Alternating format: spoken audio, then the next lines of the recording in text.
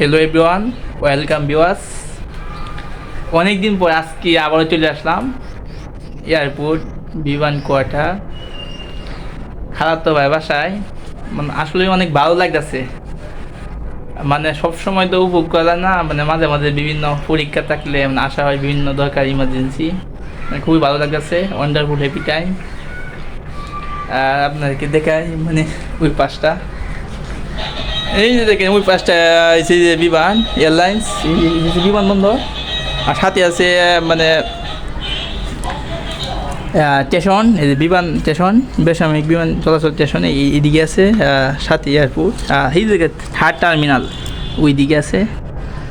আর এটা হচ্ছে সরকারি মাঠ, এই দেখেন এই সরকারি মাঠ।